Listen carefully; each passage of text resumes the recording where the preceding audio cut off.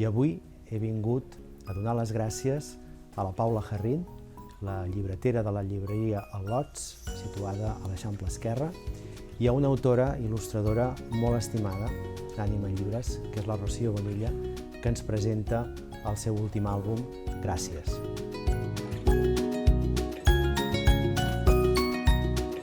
Paula, com heu portat tota aquesta situació des de la llibreria?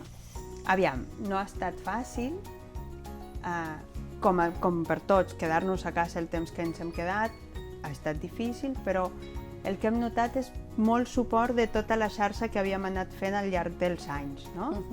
El barri, les bibliotecàries i els bibliotecaris, els lectors, els clubs de lectura que amb tots els ets i uts mantenim i que estan animats, i tot això, aquest sentit de comunitat que havíem anat fent pedreta, pedreta, pedreta, ha funcionat ara en el pitjor moment.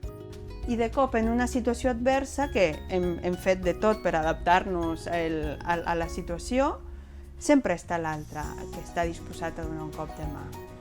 I és també el que reflecteixes en aquest gràcies, que crec que millor titulat no podria ser, Sí. Perquè si ens quedàvem només amb el tema del veïnatge, es quedava curt, perquè hi ha tota una altra part. Sí, perquè és que fixa't que al final el llibre és una tonteria, és un petit detall el que desencadena tot, el que fa desencallar aquesta manca de comunicació.